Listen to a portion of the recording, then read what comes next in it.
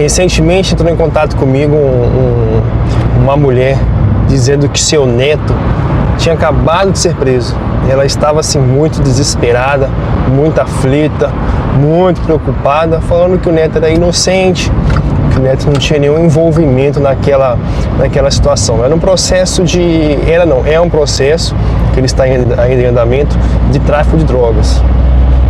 E eu percebi que naquele momento ali a avó estava pura emoção e zero racional, reclamando muito da abordagem policial, reclamando do delegado, reclamando do juiz que já tinha feito a audiência e não liberou o neto dela, reclamando da advogada que conduziu, que fez a audiência para ela, ou seja, ninguém ali prestava, só o neto.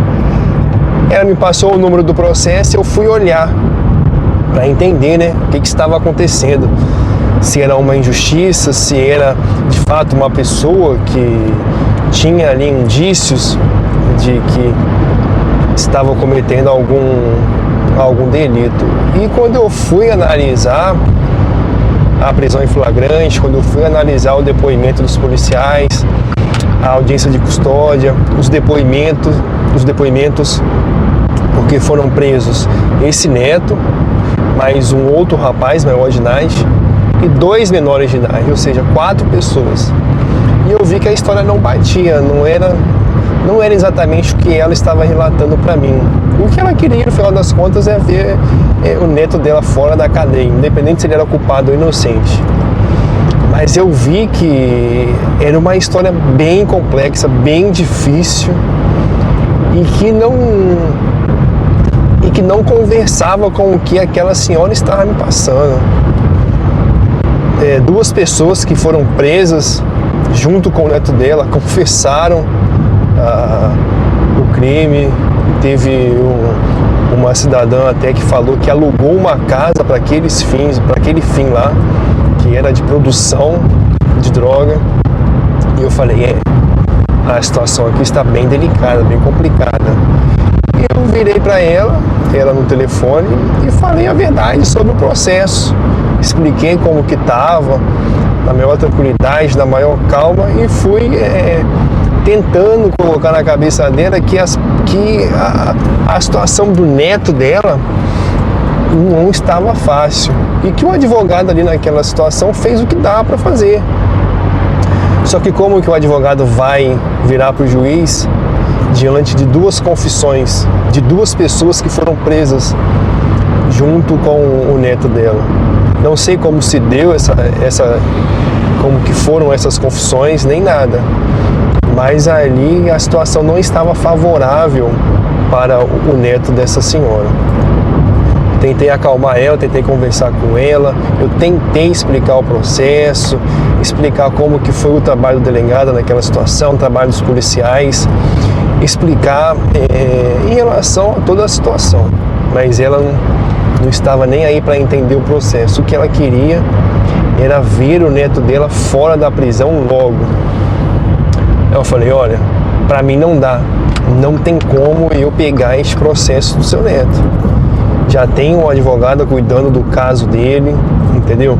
Não me sinto, fui explicando para ela, não me sinto confortável de ingressar num processo em que já tem um outro profissional. E eu aqui, nesse momento, não consigo te dar nenhuma resposta rápida, porque ela queria uma resposta rápida. Queria ver o neto dela fora da cadeia naquele dia. Falei, se a senhora quiser me contratar, o meu trabalho é esse. Vou fazer isso. Só que vai demandar um certo tempo, não é no nosso tempo, é no tempo da justiça. O seu neto, infelizmente, vai ficar mais um período preso, porque a audiência de custódia já passou e é o momento mais rápido que o advogado criminal tem para tentar liberar a pessoa, e o juiz naquela ocasião não liberou, e ela não gostou muito e seguiu a caminhada dela em busca de outro advogado que aceite fazer algum tipo de milagre. Mas o que eu quero dizer com essa história aqui? Não tem milagre na advocacia criminal e também não é no nosso tempo. Não adianta a gente querer achar que o processo vai ser resolvido com 1 mês ou 2 meses, porque infelizmente não vai. Quem dera se fosse. Só que a realidade da justiça criminal é bem outra, é diferente. Processos que duram aí anos. Então tem que ter calma e paciência e confiar naquele advogado que vocês contrataram para defender aí o seu ente querido.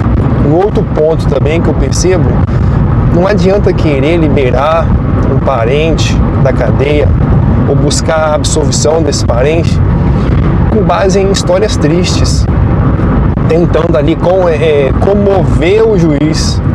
O juiz ele tem que aplicar a lei. O juiz tem que saber se a pessoa cometeu ou não cometeu o crime. Tem que saber se tem provas, se não tem provas. Ouvir o suposto autor, a vítima. Então, histórias tristes não vai fazer com que a pessoa seja absolvida ou seja liberada. Ali o juiz tem que aplicar a lei da forma como tem que ser. É trabalhar com isso. O advogado criminal vai trabalhar com o que a lei vem permitindo que ele faça, né? Requerer uma liberdade provisória, uma revogação da prisão preventiva, entrar com habeas corpus, fazer uma audiência bem feita, fazer uma defesa escrita, juntar as provas que a gente entende que vai favorecer ao réu. Então é nesse aspecto, entende? Mas eu desejo que essa senhora aí consiga resolver o problema do neto dela e entenda que na justiça não é no nosso tempo, infelizmente.